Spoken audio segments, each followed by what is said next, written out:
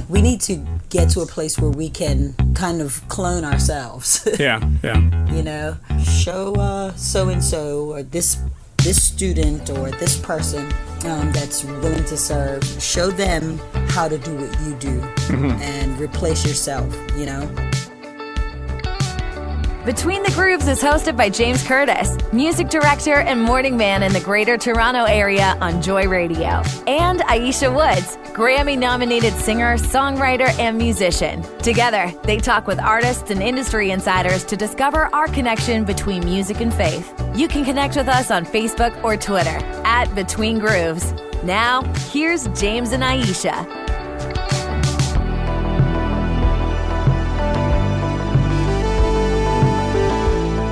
Today on Between the Grooves, two very special guests. Can you guess who those guests are? Let's see. Drum roll? Are these... Suspense, Right. Suspenseful music? What do we got? No. Jeopardy music? You know? That's right. We'll just Do we wait. have to pay We'll just to use wait that? while people, send their comments in to guess who our two guests are today. Our guests Do we today. give them any hints? No. Well, I'm just gonna let the cat out of the bag right now. Our special guests today, Ayiesha Woods and James Kurtis. Woo! Oh, that is awesome. Yes. I always wanted to hear a conversation between those two. I know, eh? Like we never get to chat. But, we really, we actually do a lot of talking off mic. Right. We have guests each week, and it doesn't give us a chance to really dialogue as much as we'd like to. And we actually do talk a lot, but, Justine just edits all that stuff out, right? So now we can talk without worrying about her editing our, little spiels and things that we chat about. So we're just going to go and tell her we're going with everything. We're going with it all today. Yeah. Fingers crossed. Yeah, we'll see.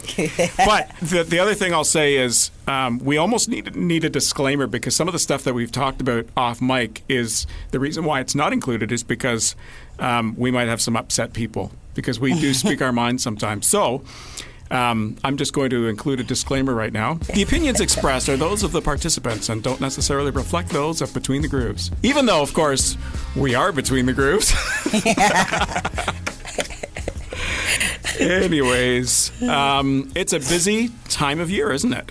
It is. And you know what? You have to start with, it's the most wonderful time of the year. But is it, though? But you have is to it? say, Is it? It is. It's certainly the busiest time of the year. It's the most hectic time. We could put a lot of adjectives in that space. Yeah, I love Christmas, and looking forward to our Christmas episode, bringing back many of our previous guests to talk about Christmas. But it is a busy time, not Christmas itself, leading up to Christmas. Just the season. Yeah, like you are a music pastor or a worship pastor in a church, and my brother is a lead pastor of a church, so I know the kind of schedules that you guys have to go through. It's not only the fact that you've got young kids, and anyone with young kids knows there's Christmas programs at the school that you have to show up for. There's just the rehearsals for any of the church events that are happening. Then there's the social aspect where, you've got these different groups within the church, and you get invited to those groups for their Christmas get-together. So there's that. And then your own family get-togethers. Yes. For us, we had a lot of renovations happening over the summertime, as you know. So we didn't have anybody coming over. And so now my wife is going through this thing where we got to have, different families like my brothers or her side of the family coming over on the weekend to get together before Christmas, play catch up. So every weekend we've got something going on. It's my gracious. So there's that, and then of course shopping. How do you manage all that stuff? I mean, it's my gosh. I guess it requires some really good time management, doesn't it? Oh yeah, certainly. I think during this season, I definitely get some extra gray hairs. Yeah. And come January, I'll be probably putting some color in my hair. Because it's a wonderful time, but it is also quite stressful all of those things that you mentioned, Christmas productions, rehearsals, staff Christmas parties, team Christmas get-togethers are the things that are going on in our individual households. And one fun thing, though, I will say that I've done that I hadn't done, since I've been married, is have a specific theme to decorate my house and my Christmas tree. Guess what my theme is this year? Elves, princesses. No, it wouldn't be princesses. You got boys. Not that boys. There's anything wrong with that. Sorry, another disclaimer there. We don't want you canceled. Yeah, exactly. Is it a color theme, or is it a character, or? It's not a color. Well, no, it's not a color theme. I'll just tell you, it is a safari theme. Oh, very nice. And I'm going to send you pictures. Okay. I am so excited. I could handle that. I could. Merry Christmas. Absolutely. Somewhere warm and, yeah. Like I've got, I went to the Dollar Tree. Do you guys have a Dollar Tree up there? Yeah, we've got that and some other dollar stores as well. Okay. So I'm almost ashamed to say this. I spent $93 in the Dollar Tree getting decorations for my tree and for my house. Yeah. That's like $500 Canadian. Oh my gracious. No, not that much. But that's a lot of money just on decorations. I don't know. I know, but I've got little plastic lions and elephants and Is this going on the trees, or is this yes, or somewhere else? Okay. I can't wait to I'm gonna send you a picture. Okay. I am so excited. And it's so pretty. Like it just popped in my head, and then I went on Google and I put a search in for safari themed Christmas decorations. And I saw a few things and I was just like, oh, this is gonna be sweet. Yeah, it's something different, that's for sure. Mm-hmm. Yeah, very nice. Yeah.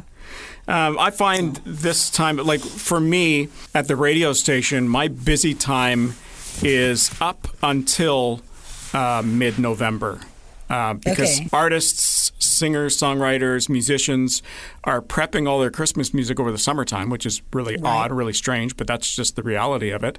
And then by the beginning of October to mid-October, that's when the radio stations start receiving all this stuff through till probably the first week in November. And meanwhile, there's a whole bunch of stuff behind the scenes that happens at the radio station, prepping for the Christmas music anyways, loading it up into the library and getting it ready for Christmas. And if every radio station starts their Christmas music at a different time. When do you start yours? We always start December 1st. Okay. There's some radio stations already playing Christmas music, which is fine. Right. I just don't want to oversaturate the Christmas music. Yes. So I don't want people to be tired of Christmas music by the second week in December. So that's the reason why I don't start till December 1st. But there's a lot of great music this year. So once the Christmas music is ready to go, like now, it's, I wouldn't say relaxed time, but now I can concentrate on other stuff. But I will say this about the Christmas season as well, and this is something I think I was forced to realize and to adapt to when COVID hit. And that is downtime. For me, everybody had a lot of much of a break. I was still going into work, as you know, every day, and a lot of other people were as well. And so I forced myself to just have that day of rest on a Sunday where I just do nothing. And that's wonderful. Yesterday, as an example, I'm just, relaxing at home, and my daughter and my son and my wife decided, hey, let's go to the mall. And so you know what? They went to the mall. I did not. You're like, bye. I said, see you later. I was just relaxing on the couch. I think I was on my phone just watching whatever videos came up on my Facebook feed and stuff, and just relaxing and chilling. And I had dinner without them. And by the time I was ready to go to bed, because I go to bed early because I got the morning show the next day, they're just getting home. And I had a nice, relaxing afternoon or evening. Yeah. And it was quiet, and you kind of need to force yourself to do that when it's such a busy time of year, Mm-hmm. And I can't imagine what it'd be like for you. Like my kids aren't young anymore, but your kids are young, so there's always activity happening in your life, I'm sure. Always. It's nonstop. But I thank God because it may have been last weekend, my husband was like, just you and I, we're going to go for 2 nights, and then we'll bring the boys over for the 3rd night. And we just had some downtime, some quiet time, some adult time, Yeah. Just before all of the craziness. And I'm so thankful that we had that time because, it's going to be crazy. I think part of it, crazy. I think part of it is learning to say no, though. Yeah, that's true. Because you get requests. I get requests all the time to do stuff and to be somewhere or do something. And I just gotten to the point where it's, no. Sorry, I'm not able to do it, and I've got a conflict or whatever else, whatever the reason is, just to force myself to have the downtime. I get lots of stuff, invites or whatever on a Sunday, and I'll just say, no, Sunday I need to rest and relax, and so that's what I do. Mm-hmm. So yeah, you have to. You have to. And saying no is not always the easiest thing, but it's necessary. Yeah. And somebody's got to be as they say, somebody's got to be the bad guy. Yeah. I sometimes feel that way as the music director of the radio station because I get hundreds of emails of songs that people send me, and some of it's okay, some of it's not. And I tell people I don't have time to respond to those emails. They'll sit in my inbox, and some of these people might get upset that they're not getting a response from me. They'll try messaging the radio station on our socials. They'll send. I've received messages on my personal website. Yes. Of hey, I've sent you a song. You never responded, and so here's a message for everybody right now. There you go. Right. Don't expect a response. The problem is I don't have it would be a full-time job for me to listen and respond to every single email that I get. It would be a full-time job, and I have other responsibilities. So sure. I've just decided to say no. I will not respond. And in the chance that I do respond, the challenge I have is it's not just one email, right?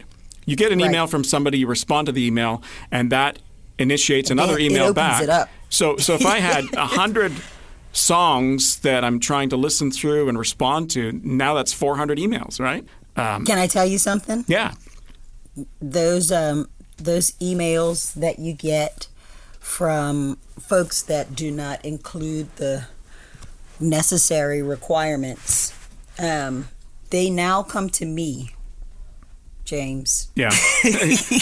How do you mean? Like in church? No, I'm saying just guilty by association. I've heard from several Canadian bands. Right. They've reached out to me. Because of Between the Grooves? Yes. Oh, that's hilarious. So they're sending you stuff. Are they expecting you to play it where? I don't know. They're just asking me to listen to their stuff and support them. Right. But I've got a ton of stuff going on too. Yeah, exactly. Well, you know what? These 100 emails, man, it's over 100, but these emails that are sitting in my inbox right now, I'm just going to hit forward and send them all to you. Or I'll just say, I'm just going to give them your personal email address. Say, just send them to Ayiesha. She'd be happy to have a listen and let you know what she thinks. But what's really funny though is and I appreciate that even artists, whether they're Canadian or from the U.S. or elsewhere, I appreciate the fact that they're busy, and I appreciate the fact that they would like to use radio as a forum for marketing, because that's what really radio is for them, because they're going to want to get their stuff streamed. They're going to want to get the radio airplay just for marketing and for advertising, their stuff, because really it's just one out of many songs that they would have put up onto the the listening platforms. But they still need to do their research. You know how many emails I get from people that said, this song would sound great on your radio station. And I listened to the first 10, 15 seconds of the song thinking, no, it would not. We don't play that style of music. So no, it would not sound good. I'll have people turning off the radio because they don't want to listen to your stuff. Again, with all due respect, we have a certain CCM sound to our radio station. If you send me a polka song or some, instrumental with no lyrics, some really slow song, the likelihood of me adding that song is very slim. I had there was a country artist that sent me stuff, and it was all great music, but I just couldn't play it because that's not the style of music that I would be playing on the drive times on my radio station. And so, I said to him, why don't you come up with a crossover song that kind of gets that, adult contemporary or CCM sound that would get you some exposure on the radio, and then people will, hey, I like that song, and then they'll tune into you on Spotify or some of the other streaming platforms and get to appreciate some of your other music. That's nice that you give them that much. Yeah. This guy actually happened to come into the radio station and drop by, and I knew he was coming, so he's I didn't. I wasn't a surprise. Surprise! I'm here. But so I knew he was coming, and he was a Canadian artist. He was in town and stuff. And hey, I love these face-to-face contact as well. It doesn't mean they're going to get their stuff played, obviously, because this guy never did get his stuff played. But if he were to come up with a crossover song that would, fit our mold or our style of music, then, definitely give the guy a chance. Yeah, absolutely. So, so those are my woes. We talk about, busy lifestyles and almost like a day in the life of, or a week in the life of. That's kind of the stuff that I have to deal with, but I've chosen not to deal with as much because I have other responsibilities. But it's not all about me here. What about you? I mean, this is a time of year for you when you have all these church events and rehearsals and stuff. Yes. And you're dealing with volunteers. So these people aren't get paid, right? And they have to show up for rehearsals. You've got productions. What's involved in that as far as you scheduling and getting these people to show up and actually preparing it all, music-wise and everything else? All of the above. Oh my goodness. We actually just had a working lunch last Thursday, and we were going over our Christmas Eve program, and me being over that department, ultimately our pastor has the final say-so, but a lot of voices were speaking into the production. Right. And I was a little frustrated, but when it's all said and done, it's like, all right, pastor, what do you want? Yeah. Because we're here to support you. So the whole planning of the Christmas Eve program, that's like my biggest rock right now. Yeah. For the rest of the year. And we're introducing new songs in the month of December. I don't want to overkill with Christmas music either, But there are some pieces that you just have to do because it's Christmas and there are things that we've always done. But just because we're celebrating our King and him coming. And so there are some staples that we definitely will have. And scheduling, who's available, who's not available with volunteers, and who would be best for this. And you can't fire volunteers, can you? No. Apparently they work for free. Right. But then you have, where a volunteer will call and be like, oh, I can't make it to rehearsal this week. Right. Because they have lives as well. They've got responsibilities and stuff, and you can't, shoot them down for that either. No, not at all. It's a great opportunity to really love on people and connect with community, and we just have to really look at the positive parts of it and schedule everything, do what we need to do to make it a success. Yeah. But at the end of the day, if stuff fails, guess who they're going to be looking at? Yeah.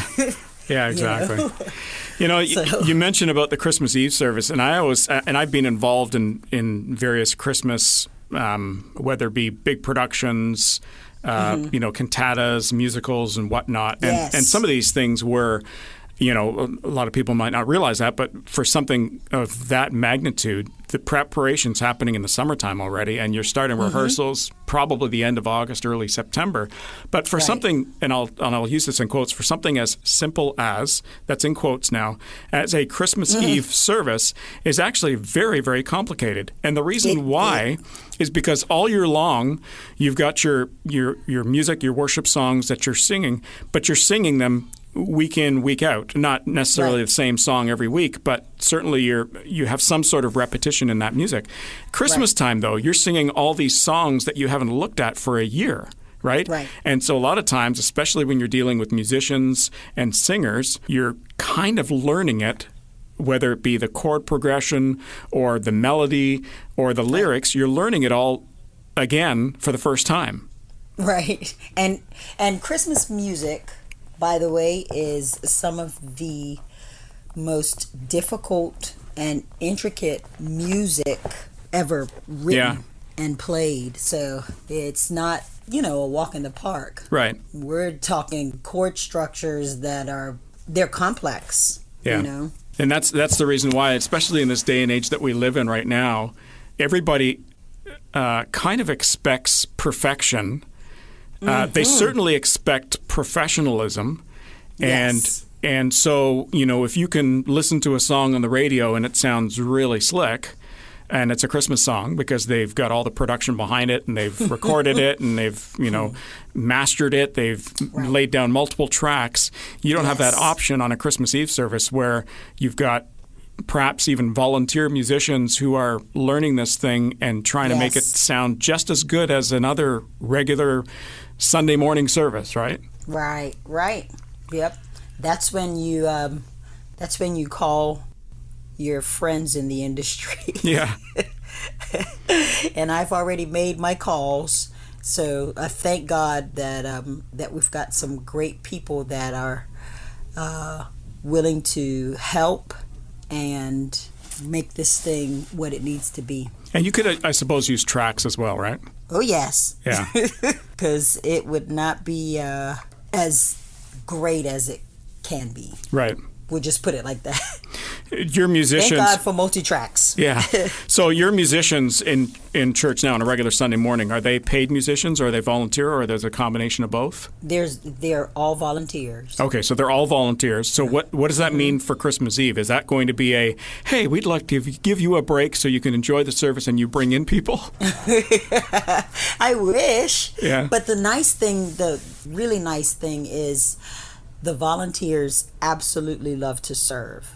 And I think when you create a culture of wanting to serve, it makes for a completely different experience at any service, whether it's just Sunday morning or if it's a rehearsal or if it's a Christmas Eve or Easter service, the big services of the year. They are just looking for an opportunity to get involved and serve. So just having that mindset, creating that culture, it makes all the difference in the world. Sure. In the past, I'm not sure what the current stats state, but in the past it was always said that 20% of the congregation actually serves. So you got 80% sitting on their doing nothing, and then you've got the other 20%. So do you find that the 20%, especially in the busy times of the year, whether it be the Easter or the Christmas or any big special events, do you find that they get burnt out? You know what? With us, it's a little different. And what I do find is that people will sit on their butts until they are asked. Right. A lot of times they're not serving because no one has just come up and had a conversation with them about getting plugged in and doing something. Right. So we've made it a point to reach out to folks. Hey, listen, might you be interested in serving in this capacity or in this area, and just connecting with people. I think the thing you have to watch for, and this is, I can speak from experience now, is you ask them to serve, they're good at serving, they're good at what they do. Be careful not to ask too much. Right. Yeah, because people can get burnt out is very true. Yeah, they may be good at it. I mean, just because I'm good at something doesn't mean I should be doing all of it. Right. Some other people maybe need to have a chance, and maybe initially I'm willing to do all of it, but after a period of time, it's just become too much, and then I do get to the point where it's like, you know what, I can't do this anymore, and then they quit altogether. Right, that's true. Yeah, folks have gotten burnt out, and I think that's where training comes in. Because if you've got someone that's very good at what they do, if they're the only one doing it, like, we need to get to a place where we can kind of clone ourselves. Yeah. You know, show so-and-so or this student or this person that's willing to serve, show them how to do what you do and replace yourself, you know? Well, listen, it is time for us to go. Very soon, we've got our Christmas episode coming, and we invite you to subscribe and like our podcast. You'll want to listen to this Between the Grooves Christmas special. We have one every year. It's one of our most listened to episodes each year. We bring back many of our previous guests over the course of the past few months, and we talk about Christmas. And it's a lot of fun. And so we would love for you to hang with us as we invite all of these people back. And the other thing I'll mention is, you know, we do horse around and talk quite candidly on this podcast, as we have today, but we would love to hear your comments and feedback as well. We'd love to keep this conversation going. Drop us a line wherever you listen to Between the Grooves, and we'd be happy to keep the conversation going.